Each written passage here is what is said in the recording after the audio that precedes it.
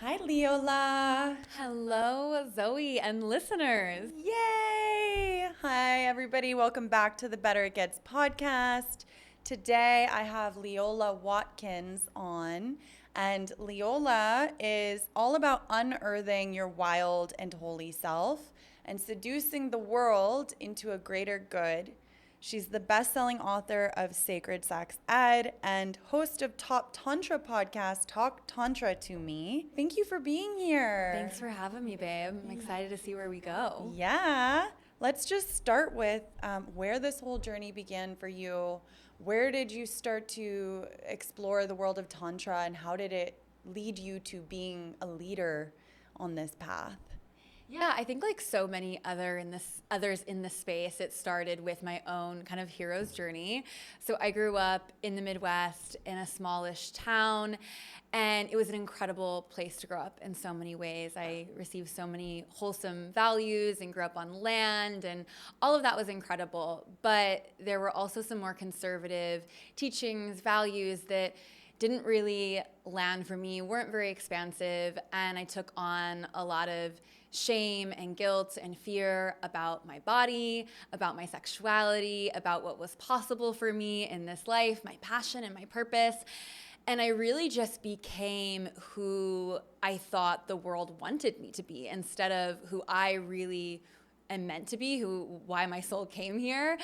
And yeah, so it was my journey has been coming back to that, really coming back to my authentic self, my authentic expression, reclaiming my relationship to my eroticism, and yeah, just cliff notes of that journey. So, as I started to become more active sensually, sexually in my body, I felt a lot of fear and shame and not okayness coming up, a lot of judgment. But I knew that there was something more for me in relation to how my body moved through the world. And so in those, earlier teen years, I explored my body, and I explored with, other young men and men that were older than me. And I put myself in, lots of situations that were actually kind of dangerous, to be honest, because I had an inherently traumatic sexual education, I would say. It was fear-based, it was not entirely honest, and it definitely wasn't empowering. And so I thought, okay, I know that there's something more. Let me figure this out for myself. But I went into it without any information. I didn't really know what I was doing. And the other individuals that I was exploring with were, just as clueless as I was. So had some non-consensual experiences, had some traumatic experiences. So then by the time I was in my later teens, early 20s, I was carrying a lot. And I also was deeply resentful of being a woman. Like, I loved being a woman. I was very happy to be in a female body. And my energy was hyper masculine, because to me, that's where I saw the value being placed in society. And I deeply wanted to be valuable, and I deeply wanted to be worthy of love and respect. And I saw that the people that were receiving that type of attention were more masculine in nature. And so I was in this space of hyperproduction, wildly dysregulated nervous system, and also carrying all of this deep trauma.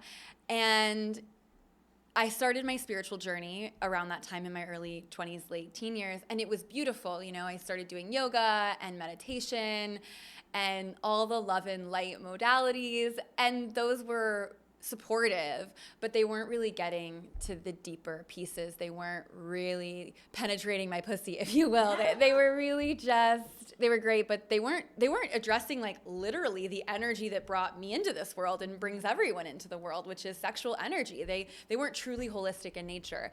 And then I kind of stumbled into Tantra because I met this guy that had previously dated a Tantrika, and he was not my type at all. But we met in a coffee shop, and it was just his energy, his presence was so different. It wasn't like he did anything different. It's not like he had some special pickup technique. Again, he wasn't my type. It's not like he was super hot. It was just his presence and his beingness. And, I pulled that thread, and, we dated, and it was just like a seed, though. It wasn't like my whole life changed, but that was the beginning in many ways. And I started to have my first I mean, first of all, like I just started to connect to my body, into intimacy, into connecting with another human being in a different way, like looking someone in the eye as well. You know, you're connecting, like that was edgy at the time.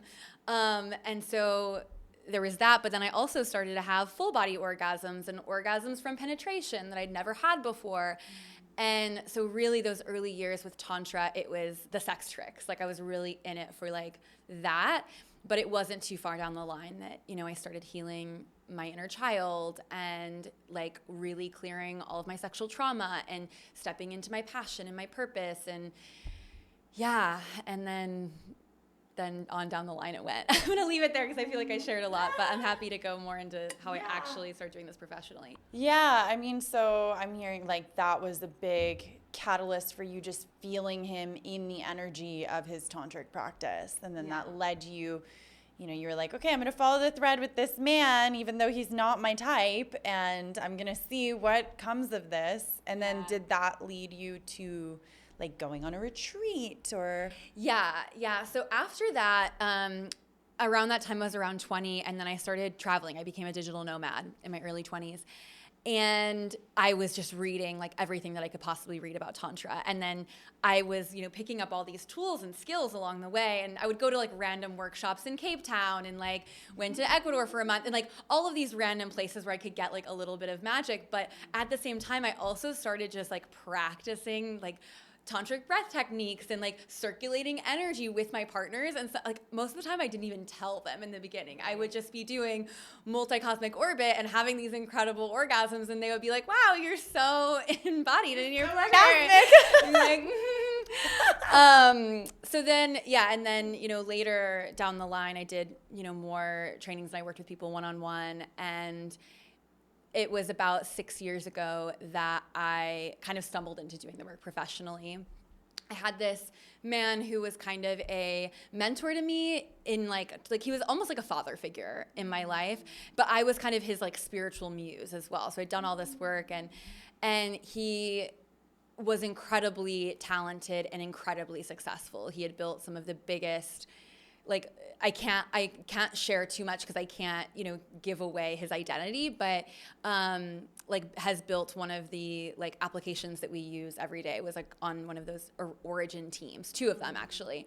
And so he was someone that was able to really see a talent in someone and empower them to follow through with it. And so he kind of became a mentor. And I remember him telling me like, you're going to make like millions of dollars doing this. And at the time I'm like, I am making like 30K, maybe at that point it was 50K a year. Like there's no way. Like I would like to just like do something that I love and like not be in survival mode. And you know, many years later, built a multi-6-figure business, have helped thousands of people, and he was bang on. He was bang on. Oh, that's amazing. I love it. I mean, yeah, I would love to also at some point dive into how like the tantric path has woven with the entrepreneur path and the business path. And, you know, I know that you've launched courses on pleasure and business. So I'm curious like how that came to be. Yeah, you know, it's an interesting space, and it's something that I'm still like finding. Like I think that the beautiful thing about Tantra is that to me it's such a path of calibration, right? So my definition of Tantra, I go to the word itself, Tantra, which is a Sanskrit word.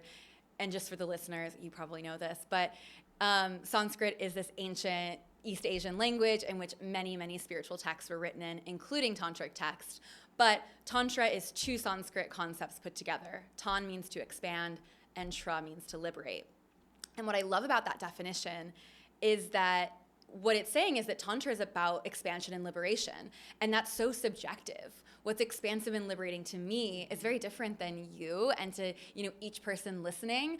And also it's different for each chapter of your life. Like what was expansive and liberating to me 5 years ago is very different than what it is now. And so, you know, talking about having a pleasure-led business, it's really shifted over the years. And the other thing is like having a coaching business in general, and especially the way that the online scape is now, it's just changed so much. And it's really beautiful in that way. And it's like an incredible challenge as well. So I think for me, though, having a pleasure-led business has been the true path of sustainability. You know, I see so many coaches that reach a certain point in their business and then they're like, I need to take a year sabbatical. Like, I can't do this anymore. Like, totally. Yeah. And it's like, oh shit. Like, was she just like lying all of these years? And even for myself, I found myself being like a little bit resentful towards those leaders because I'm like, and I don't think that they were actually lying or completely out of integrity, but it's like we're selling a false dream at that point, you know? And so ideally, like, I'm going to be real, like, your life is going to have challenges. Like, that's kind of why you're here, is to grow, you know? Part of Tantra, too. Yeah, it's a part of the gig. So, like, it's going to be hard. And how can you build a business that can support you in the hard seasons and be a place of refuge rather than a place of obligation? How can you build a business where you're, and this has been a big, big piece for me and something that I've had to return to over and over again, is how can I relax into my business but not use my business to validate my worth or have an anxious attachment to my business, right? Or an avoidant attachment. So I'm guessing that probably a lot of your listeners are familiar with the attachment theory, but that's something that I like to bring in to the business as well, because you do have a relationship with your business. Absolutely. And if you haven't applied that theory to it, that is such a code to get in right relationship with your business. Totally. I love that you just touched on that. I always used to joke, I'm like, I have an anxious avoidant relationship with my Dharma. Now I feel like it's definitely a lot, it's a lot more secure. I think the subtlety of the way that we can burn ourselves out, even when we say we have a pleasure-based business, it can be so sneaky. But the beautiful part about being committed and devoted to the tantric path, I mean, I didn't know that whole etymology of tantra. I knew it as weaving, as the weaving, and you know, and like seeing everything as a sacred part of that tapestry that's being woven. And I always say, like my definition of tantra is flirting with infinity. Bless. I used to, like, when I would get super overstimulated in my business or just with my emotions or whatever, I would go on walks. My friend Brandon Beecham, who was on my podcast recently, called it the synchronicity walk, where I would just go and I would just drink in the nectar of nature and life and be in the present flirtation of the moment, taking life as ultimate lover and business as ultimate lover. But again, if we don't know what that attachment style is, it's really easy to fall into a habituated pattern that's also being reflected probably in our interpersonal relationships. Yeah, I mean, your business can be a place where you actually heal these pieces, but you have to be really aware of it. And it's also one of those things where, just like marriage, once you get married, the work is not done. The work is just beginning, right? And you're going through that portal now. I went through that portal a couple years ago and still in the early years of marriage, and it's definitely true. But it's the same with business, you know, like, you have to keep dating your business. You have to keep being conscious of the patterns, you know, and in different seasons of your business, just like different seasons of your marriage or other relationships, are going to bring up different types of wounds. For me, very vulnerably, I've been sitting with lately, this last year was like such an expansive year for me in my business and in life. You know, I launched my signature program, Pleasure Priestess, which just went like insane and did so well. And then I had, you know, several sold out retreats. And then I launched my book, which was amazing. And then at the same time, I'm having a wedding. I was already married. But it was such a huge year that it's like there can be this tendency, I think, in the coaching space or in like business in general of like, okay, like, gotta keep up that momentum. And if I don't, what does that say about me? And what like anxious feelings that do I sit with then, and how can I disentangle that high that I just went on from the whole story of my life? You know, so it's interesting. There's always new layers to go to. Totally, there are, and I find that's like, you can get so caught in the wave of momentum though that you lose. This is what I've found on my journey. Okay, if the mission actually is love, especially on the tantric entrepreneur path and as devotional feminine beings, if the mission is love and the ways in which we are devoted to being vessels for love to live us and steward our work through the world, then when we get hijacked by that momentum, we're actually being hijacked out of our heart. Ooh. And I Contact recently, out of our heart. yeah, I love how you said dating your business too. It's so good because there is this courtship, but then there's this making love, and it's knowing, yeah, like marriage, the seasons that you're in. I want to go into that as well. Oh, I'm excited. Yeah, and I love that we're bringing in the reflections of marriage and entrepreneurship, because when I started on the entrepreneurship path, do you know Melanie Ann Lair? Yes. Okay. I discovered her like 5 years ago when I was starting. Someone sent me her like live mastermind, and she just like anchored in the code that if you are going to be an entrepreneur, it is a lifelong journey. You are like committing to basically your Dharma, which is bigger than just your career. It's the code you were seeded with, and you're committed to the actualization of that code. And I remember the framework that she gave is like, you're looking at it like a graph. It's over a lifetime. So if there are these blips and there are these seasons and there are these seasons of burnout where you're learning how to refine, not have that happen again, you're becoming intimate with the relationship you have with burnout in your business, then you can see the trajectory is over a lifetime. And that's true with marriage too. Yep. When you make those vows, you know, if you're really in the covenant of the alchemy of the union, it's like, okay, we're going to have these seasons that are really fucking hard and that are going to challenge us, and maybe we're going to consider throwing in the towel, but what if that's not actually an option? Absolutely. I mean, marriage is a mystery school, and you've got to be in it for the long haul to really get the mystery, to get the teachings. Yeah.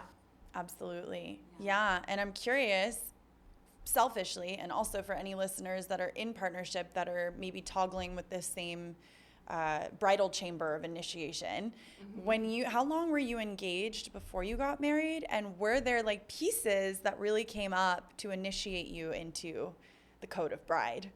It's a great question. So my husband and I met pretty soon after I'd moved to Austin, which was a little over 3 years ago. And I had just gone through a breakup. His dad had just died, so we were both just in quite a soup of mess. And we didn't start dating at that point. When I saw him, I was actually hosting a Tantra workshop here in Austin, and he came. It was his first time ever doing anything of the sort.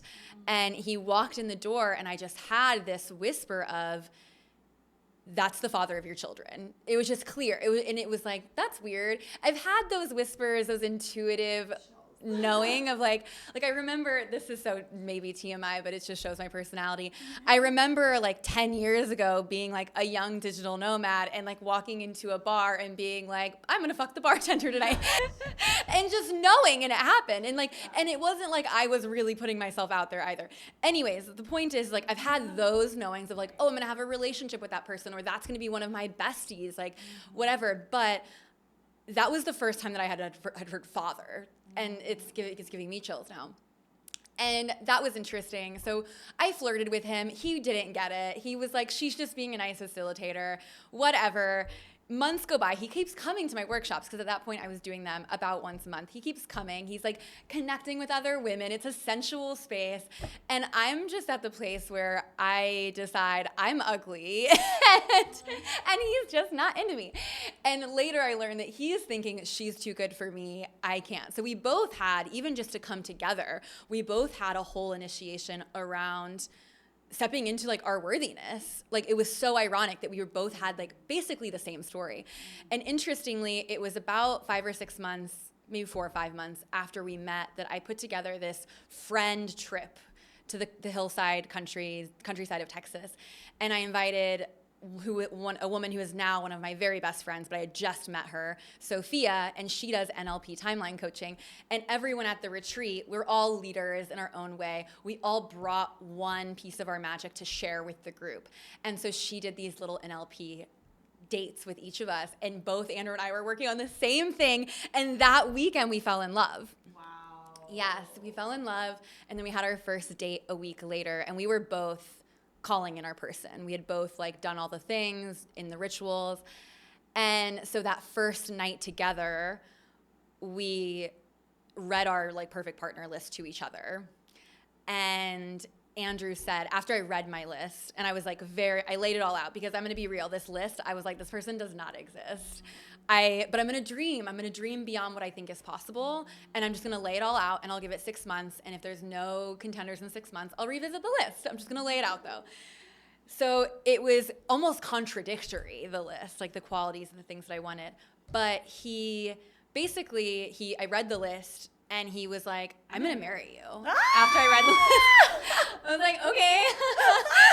All right. On our first date. And so we ended up getting engaged 6 months later in Cape Town, South Africa, which is one of my favorite places in the world, in a cave where shamans do medicine journeys or did medicine journeys. And there's like, you know, the drawings all over the wall. It was really beautiful and magical and perfect for us. But there was definitely a shift that happened that weekend. Like I felt that first taste of like letting go of the maiden and stepping into this mother and like matriarch chapter. And I think that like the biggest initiation so then it was 6 months later that we got married. So we got married on our year anniversary of falling in love. So it was a very quick timeline for us. And so I think too, and then we had our wedding about a year and change after that. So we got married, had a small ceremony, and then we had a bigger wedding a year and some change after. So the reason why I'm giving the timeline is because it was fast, but we also had this like practice year of marriage that I would say, which was one of the most challenging periods of my life. And in that period, again, I was launching a book and majorly up-leveling in my business and in my friendships and in so many areas of my life. And also my husband was like really struggling with his mental health. And it was deeply affecting our relationship. It was making us have different types of conversations. You know, we had always said out is not an option. Like we're in this until the end. But then, you know, what ended up becoming, what we ended up finding out was that he had bipolar disorder, which was undiagnosed his entire life. And we would go through these seasons where everything was so perfect, it couldn't be more perfect, and then it would just all crash, whether it was because of a depressive season or because of a manic season. And what I came to learn through that chapter was it really encoded me deeper into my priestess gifts, actually, above all, because what happens in that is that you have to like really be grounded in yourself and trust that there's a pattern happening.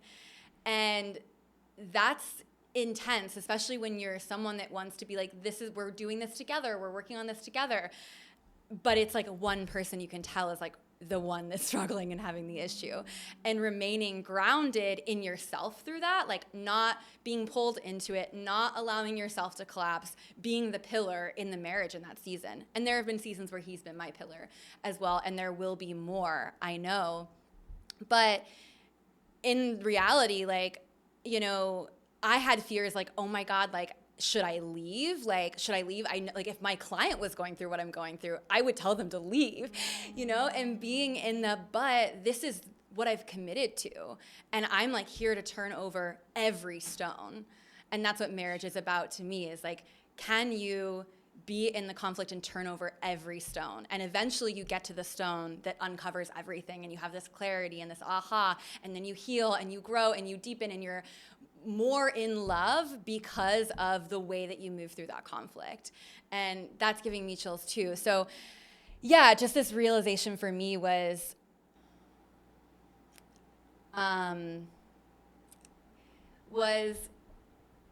what can happen if you stay and realize like this is a being that you have a soul contract with, that you love.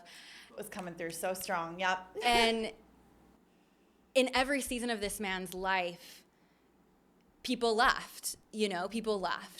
And he wouldn't be where he is today, healing in this deep union with God, with himself, with his purpose, in our marriage, if I didn't stay. Like, it was for both of us. And then at the same time, it was sharpening my sword of, again, self-trust, resiliency, emotional alchemy, so many beautiful things. So anyways, I feel like I could go on about that forever. Yeah, no, you touched on some really beautiful pieces. I mean, you said it earlier, and this was something profound that I had read after we got engaged. Marriage is the last great mystery school. Mm-hmm.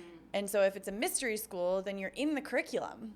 Yeah. And like, if you've chosen that person, of course, if your well-being and your mental health, like if it's like truly destructive and distorted, I mean, I think that's a whole other blueprint. But I think what we're speaking to is that there's a caliber of consciousness here that can relate to these things in a different way, exactly. In a multidimensional way, in a multi-purposeful way, and then see the ways in which it's mirroring all these other pieces, like our staying power. Yeah. And doing so from a resourced place too, and knowing like, I've got this, I've got me, and no matter what happens, it's figure outable. Like, I trust my ability to move through all of this with grace and with love, but most importantly from an empowered place and not from a people-pleasing, shut-down martyr place. Because that's also not what your partner needs, but I think what so many of us as women have been conditioned to do or to be is to be the coach or to be the mother to our partner, when in reality, it's not that. Your partner doesn't need a coach, but he is signing up for a priestess. And what does it mean to bring that code, or, you know, a queen? Like, what does it mean to bring those codes to the marriage rather than the mothering and the coaching? Yes, this is such a big piece. Yeah, versus the nitpicking and the controlling. How can we empower him through the wholeness and sovereignty of our being and showing up as the beloved that he's chosen to be in connection with? Calling him forth. And not even verbally a lot of the time. It's like, you know, what are this? And then I think that's the art of the priestess too, is like these subtle, energetic, like even when you were doing the microcosmic orbit, orgasmic practice, right? Could you feel him feeling that? Oh, yeah. Like when I noticed like turning on the energy and sexuality, it's like I could feel when my partner is feeling the light channeling through. Yeah. Or the frequency waves channeling through. So it's like not even a verbal thing. It's such a transmission of energy to be able to show up and be like, how can I artfully, I mean, it's so simple, but so profound. How can I artfully love my person? Like it's my highest service to humanity. Yeah. Knowing that in our union, in our loop of infinity, in our reciprocity, we are creating a microcosmic orbit that is then blasting out to the world. Yeah. And my union's such a representation of my Dharma too. And if I'm just like full force in my Dharma trying to prove and validate my worth here, then, you know, like maybe I'm avoiding something in my relationship. Yeah, and when Andrew and I first got together, like literally on my perfect partner list was, we are evidence of a new type of union. And what does that call forth though? Like it calls forth, like, look at how 60%, I think is the statistic, of like marriages today end in divorce. So of course those challenges are going to come, but how can you be in that vibration of seducing yourself into a greater good, seducing your partner into a greater good, and seeing like what is possible from there? Yes, babe. So in your realm, in your wheelhouse, what are some ways that you seduce the world and your man into a greater good? I think that and this is such an easy, great question. Because there are so many different like techniques or things that I could say that I do and do this and da, da, da, da. But really what the thing that I feel is the most powerful way to seduce the world into a greater good or your partner into a greater good is to just be your most authentic self. Now, why does this work? It works because you came to this earth with specific coding, specific medicine, and your partner is signing up for that medicine. Even though there are going to be times where they don't like it, they don't want to hear it, it's hard for them. The amount of times I said to Andrew, you're not going to like this, but I have a reflection, like this is what we're experiencing. And like, it's always like, you're so right. You're so right. I'm going to move through my feelings with it, get to the other side. And the same is true for the world. There are so many places where I'm in my authentic expression and it triggers people and it's hard and whatever, but that trigger is where the transformation is, you know? And so there's that piece. That's why it works, okay? Now, it's hard to be your authentic self, though, for many people, because we grow up in this environment where so much of the fullness of expression is taboo, bad, wrong, selfish, any number of things. And so to do the shadow work, to excavate your authentic self is really where the action is. And then it's just about being what you uncover. Yes. It's about being true to what you uncover by being courageous enough to go to the core, to excavate, and also the courage and willingness to be unliked. That's a huge piece. It's so big, and it's why so many of us people please and get ourselves into situations that are non-consensual sexually, and you know, and the way that actually, we can speak into that too, the way that shows up for a lot of women and young women who have not had the sexual education to know the sacredness of their sexuality and the creational life force that they hold between their legs. But I mean, it's an energetic, right? Yeah. And I find that so much of the time on the priestess path, one of our imprintations is the horror, right? This horror wound. I like to see horror, the acronym that I created for horror is wellspring of healing, orgasmic, regenerative energy. I love that. And so it's like reclaiming horror. But what I see a lot of the time, for me also, the slut wound, the whore wound, growing up with a lot of Shakti, a lot of sexual energy, a lot of promiscuity. Like, similarly, I was riding off on Harley Davidsons with men 3 times my age, and I'd go to the bar and I'd be like, oh, he's hot, I'm fucking him tonight, and I would leave my number. Yeah. Like I was almost more of the conqueror pursuer type, where I knew how to turn on my sexuality, my Shakti, my promiscuity, and it would like pulse. And there was no responsibility with it. I was not in integrity with men and those dynamics, and I didn't realize that like this was a power that I've been wielding for many lifetimes. It's been misguided and misdirected. So yeah, I had a really strong horror wound and imprintation. My whole high school reputation was like, Zoe Dane, oh, that whore. Like, I'd come back to school and they'd be like, Zoe, I heard you sucked 7 guys' dicks in a van this weekend. I'm like, no, I was like hanging out at home, you know? And it was like very strong, to the point where my pendulum swung and I became like Kundalini, yogi, monogamous, like cleaning house. And I realized that imprintation and that blueprint obviously was setting the tonality for the Dharma. I know you can relate to this. And then when we look at Magdalene and the Magdalene wounds of like, oh, she's been this renowned prostitute for centuries. Yeah. And now we're like, oh, no, she was a priestess. She was anointing Jesus. And they were practicing tantric alchemical. You know, this is what I believe, and I'm sure you probably subscribe to too. But we have that Magdalene code. Yeah, absolutely. I'd love to speak more into this, like, horror piece. And I loved your just ownership of, like I was out of integrity in my sexual energy. And I think that many women can resonate with that, even if they haven't been out of integrity with their sexual energy. Maybe they've been avoiding their sexual energy because they don't want to be portrayed that way, right? And to me, I just want to own for everyone listening, your sexuality is dangerous. It's a powerful, powerful energy, but we don't create safety around this energy by shutting it down, by turning it off, by pretending it's not there, or pretending that it's just bad and wrong. We create mastery by we create safety by creating mastery and exploring that part of ourselves in safe, consensual environments, empowered and initiated by other women. And that's where really like this work, goes off. And once you do, find that mastery in your sexuality, you start to see that we're all created by sex, right? Like every single person, every plant, every animal. Therefore, like sexuality is kind of the fabric of our existence, right? So once you learn to master that part within yourself, you become a master of your universe in a way. You become a stronger conscious creator. And I just want to highlight, this is a big, big part of my work is reclaiming the dark feminine gifts, including sensuality, seduction.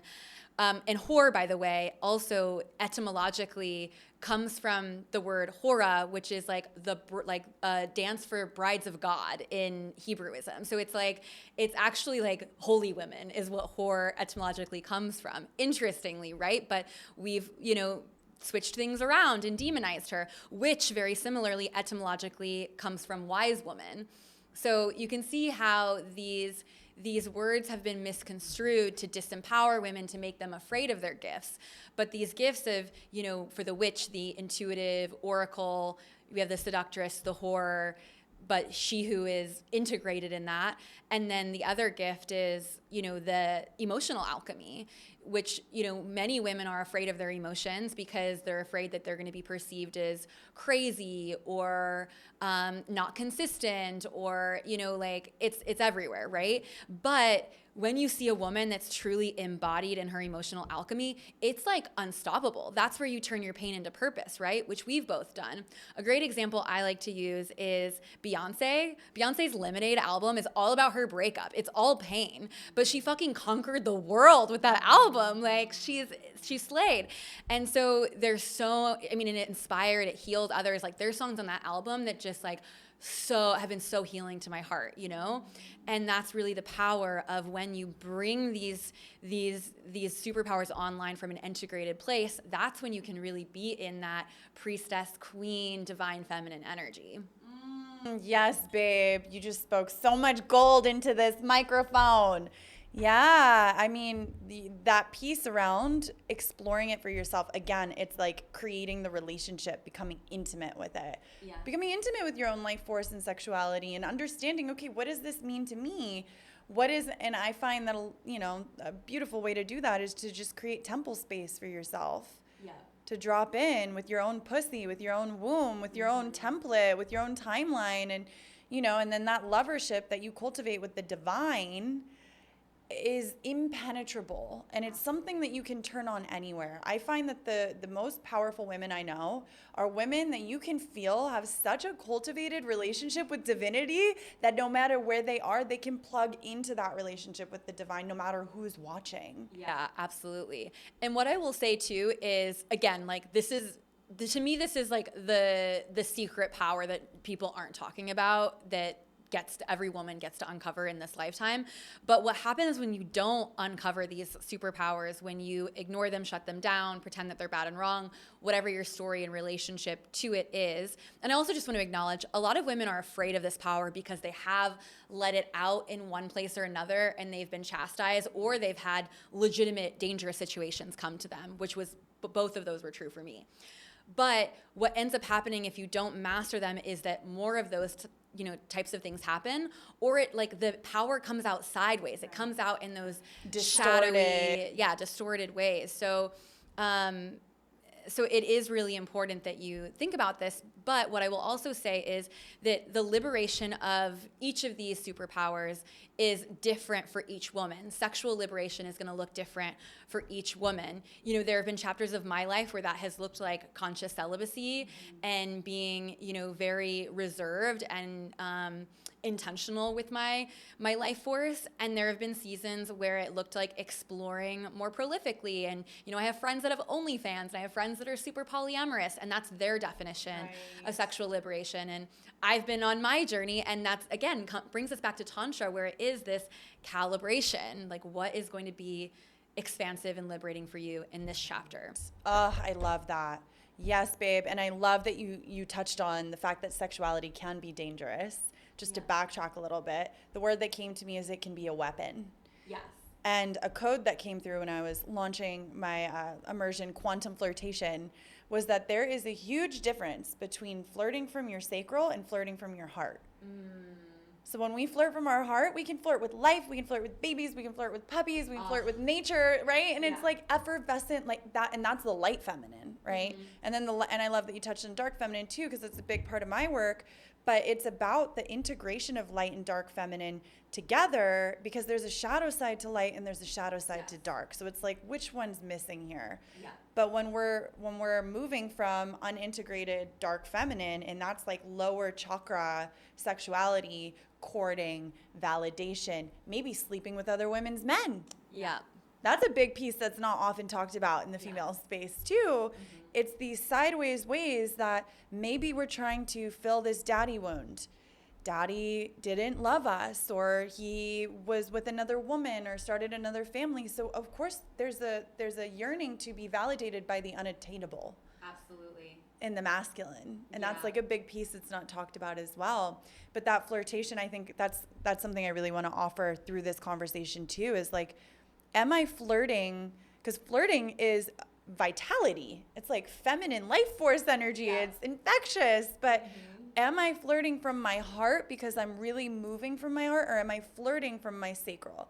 And if I'm flirting from my sacral and I'm an embodied, powerful woman who knows the power of my sexuality, am I weaponizing my sexuality because of some distortion in myself or some wound? Or am I actually being intentional about my sacral energy and going consensually with partners? Yeah. And moving from wholeness? Yeah, so true. And that's another thing that I really love about Tantra is that in Tantra, we're really dropping attachment and judgment. And therefore, there really is no good, bad, right, or wrong. It's about your come from, it's about your intention. And I liken sexuality to money. Money is another really misunderstood force that is in fact quite neutral. But just like sex can be weaponized, money can be weaponized. But money can also, save the world. It can start feeding children. It can, empower people to get the education that they need to cure cancer, save the world, whatever it is, right? And so what would happen if instead of making like what would happen if we slipped in more into the intention and the beingness and let go of our attachment or our judgment and really got in right relationship with these energies? Yes. Yeah, it brings to mind the Empress. The archetype of the Empress, where she is so tapped into her creational potency and power that she's sitting on her throne orchestrating what are my beliefs and what is my intentionality behind the way that I'm interacting with life, money, men, miracles, every moment. Yeah. And and then I think Tantra is really beautiful too, because you can apply it to any moment, anything. Washing the dishes, washing your body, the way you make love, the way that you think, right? Your mental constitution. So yeah, I'm curious, if there are any tantric practices that you want to share with the listeners that I want to share based on everything that we're talking about, maybe Tantra with money. Tantra with money. One of the things that I love about Tantra and my relationship to this world is that, as you said, it's something that you can bring into every moment. And I think that people find this world and this work so esoteric and hard to access at times, when in reality, the principles are so simple and can, again, be brought into each and every moment of our lives. And I'll just share here as well, in my book, Sacred Sex Ed, there is a ritual at the end of every chapter, a Tantra ritual that you could bring in, and that's a great resource as well.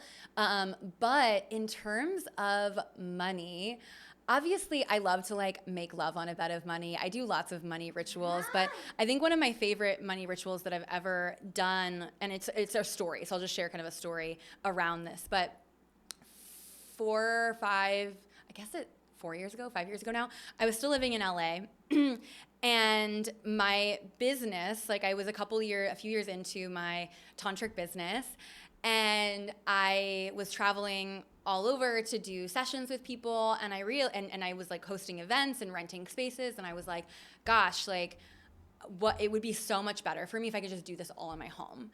But at the time I was living in a studio apartment off of Hollywood Boulevard with my dog. And so it just wasn't possible. And so I had this opportunity to up-level my, circumstances so that I could expand my business. But it was at that point where my business was no longer in survival. I had, enough abundance flowing in that I was no longer living month to month. And I was also having extra money to play with and to invest in better groceries and experiences and travel. And I knew that if I were to upgrade into a really nice place to live in, to also host events and clients, that I would probably go back into that stretching a bit space. But I pulled the trigger because that's what you do.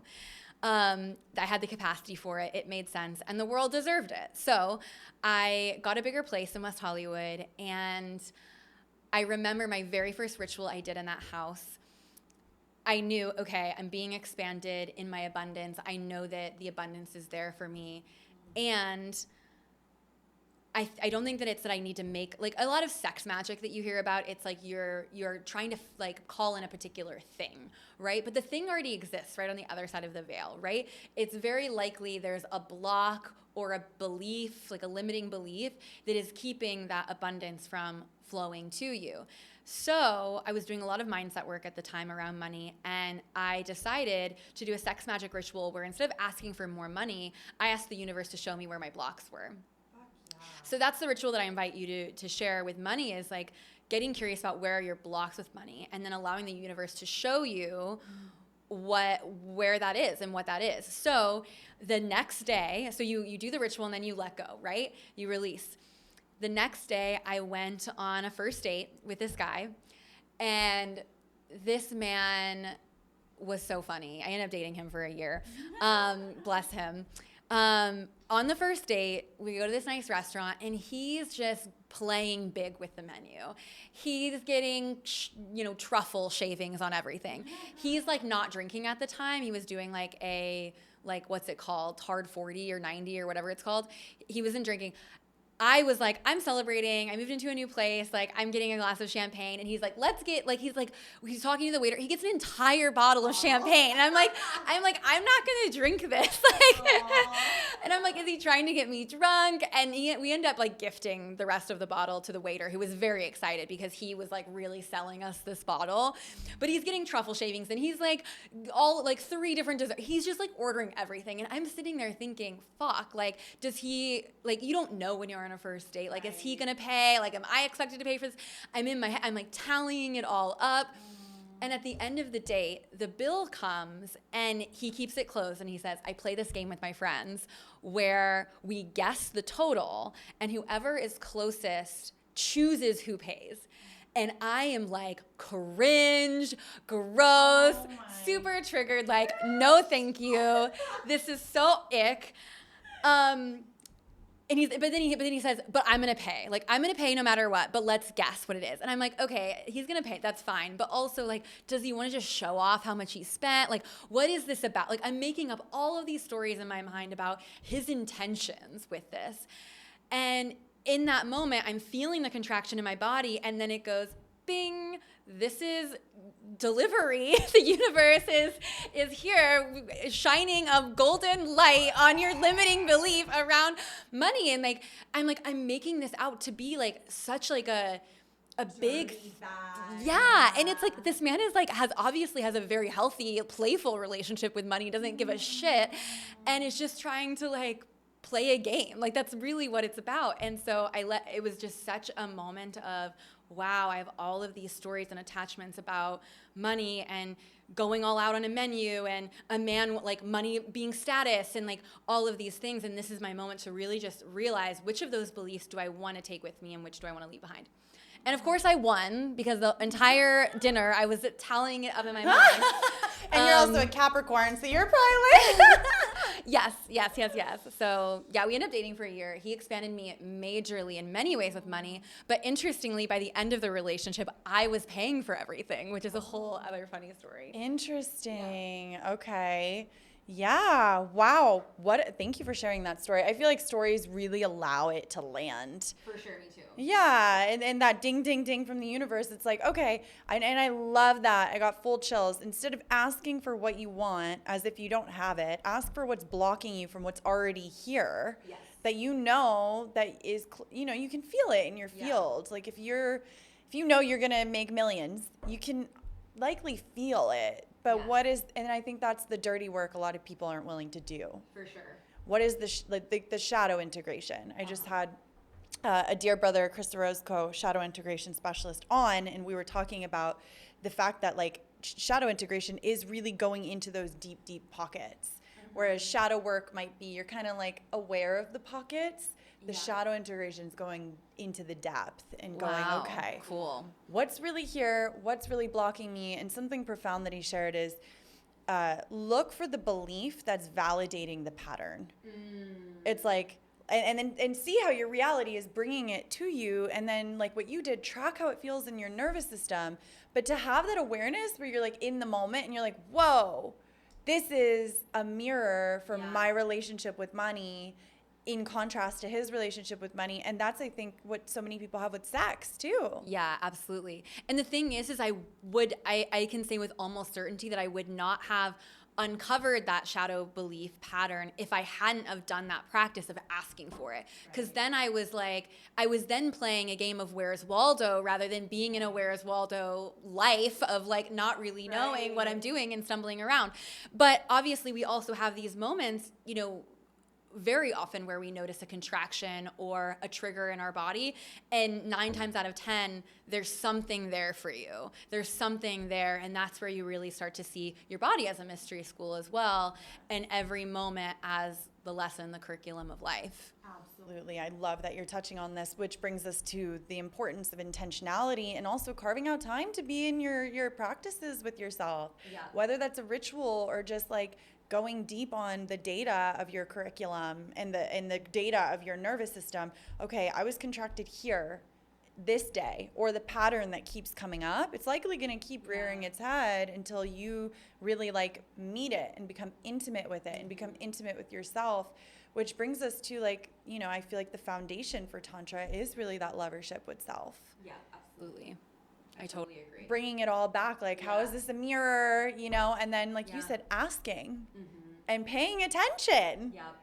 Where's the data? Absolutely. Yeah. I mean, inner union, really. Like, the reality is that, yes, you're going to have these incredible relationships with men, women, sisters, lovers, family, your business, all throughout life. But at the end of the day, you are with you until the end. You are the only person that is with you till the end, day in, day out, birth to death. Like, that is the real union, the real sacred marriage is with yourself. Yeah, it's inescapable.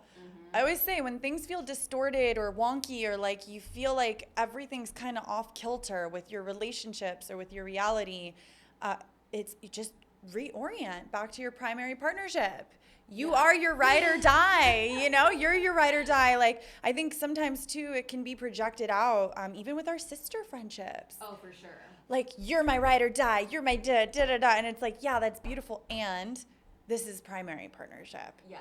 How can I drop into being my best friend in this moment where things feel really icky and chaotic, and learning how to regulate, you know, ourselves also, so that it's not this like constant projection field with women and people. Yay. Cool. So I also wanted to go back to Sacred Sex Ed and then your podcast. Did you write Sacred Sex Ed because of what we were talking about earlier, like sexuality, sex ed was so devoid of everything important? Yeah. So Sacred Sex Ed is the sex education that you probably didn't have, but that we all desperately need. It's a sex education that is empowering, honest, and pleasure-based. And I wrote it, you know, coming from a few places, one being this place of a lot of what I was seeing in Tantra and sacred sexuality felt a little bit hard to fully grasp, so I wanted to make it more approachable.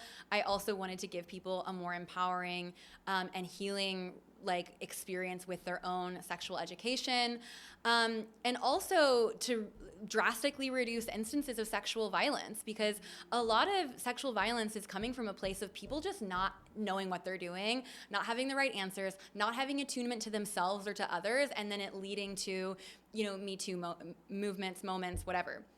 So that's really what the come from was. And the book itself is split into 3 parts. So the first part of the book is called Illuminate Your Shadows. And it really is about looking at your, you know, sex education, your relationship to government, religion, early sexual experiences, your sex education at school, what your parents said about sex ed, and like cleaning up all the gunk, like really allowing yourself to see there's been like legitimate intentional programming that has led you to fear a lot of this.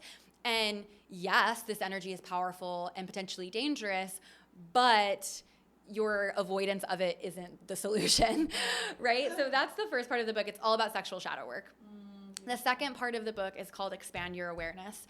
So this is the idea that now that we've like illuminated the gunk and cleared it out, or in the process of such, how can we create a new menu of what's possible for you? So, you know, looking at everything from the 4 types of sex to different types of relating styles to, you know, intentional intimacy and conscious communication, just like a basic sex education, not a sex education that's like, here's where the genitals are and like the G-spot is here. It's not that type of sex education. It's more of the emotional, spiritual, and energetic side, and less of the physical side of sex education. And then the third part of the book is all about like really liberating your arrows. So what can happen when you actually tap into this energy that created you, created everyone, and what becomes possible from there? So we talk about sex magic, we talk about conscious kink and finding transformation and pleasure in the places that you never thought to look. We talk about actually being the embodiment of a pleasure priestess or priest. So yeah, that's kind of the whole arc of the book. I love it. And where can listeners find this book? The book is on Amazon, Sacred Sex Ed. You can also find it on my website, www.talktantratome.com. Beautiful, babe. And then let's touch on your podcast as well. Yeah, so the podcast is, I loved my podcast. It's been one of my favorite things that I've done in my body of work. And I also am in a space of like recalibrating to my relationship to it. So I'm just going to share that really honestly. I took a break. I took a seasonal break, which was really beautiful. And I've come at it with this new vitality and energy that I am really, really loving. But yeah, I've had the podcast for 5 years now. Gosh. I started it, I think 5 years. I don't know. And then I just took 3 months off. But it's an incredible resource. Everything from deep throating as a spiritual practice to like nervous system regulation techniques, amazing guests. I'm not doing as many guests right now, but really powerful transmissions as well there. It's so funny. I was on the plane the other day and I have like 4 podcast episodes downloaded from over the years. And one of them is your Sexual Shadow podcast episode. Oh, amazing. I don't even remember like the bulk of it or when I listened to it, but it was just really cute to be on the plane the other day going, oh, this is one of my downloaded podcast episodes. Yeah, I think that was an early one too. I've done a few different sexual shadow work episodes over the years. I even did I think I did a guided sexual shadow work practice as well on there. So yeah, it's a big part of my work. Definitely. Beautiful, babe. Yeah. Thanks, love. Yeah. Oh, it's been so beautiful to have you on. Thank you. I would love for you to share with the listeners where they can find you and anything that you have coming up on offer. Yeah, absolutely. So at Talk Tantra to Me on Instagram is where to find me, and then www.talktantratome.com. What I am most excited about right now is really just deepening in my work with women. So I have been in this space for many years and been working with men, women, and couples more on a one-to-one basis and helping them heal these pieces. And now I'm in this space of every woman has the tools to do this for herself, for her beloved, and for the world. And I can make greater impact by empowering women into these tools and then showing them how to support others by really dedicating themselves to the tantric path and becoming a leader in love. And so in that context, I'm working with women year-long in a group container called Pleasure Priestess. It is mostly online, but we do have an in-person initiation here in Austin, Texas as well, and that will be enrolling this spring. I do a 1 spring enrollment and 1 fall enrollment. And then I'll also just I love doing retreats. To me, retreats and in-person work, you just quantum leap in a matter of days. And so I do women's retreats. I'm going to be doing one over Lionsgate Portal this summer, August 8th through the 11th here in Austin. And then we have co-ed retreats as well twice a year called Tantra Love Retreat. And that's for single men, single women, and couples. Beautiful. And they can find all of this on your website and through your Instagram bio. Okay. Yes. Yay, babe. Thank you for the work you do and all that you embody in the world. And thank you for coming and sharing your tantric love magic codes with us today. My pleasure. Thank you so much for having me. Thank you so much for happening as well, by the way. Thank you for your soul inhabiting this world. I'm happy we're happening together. Me too. And thank you, listeners, for happening to find yourself listening to these words. Keep on happening.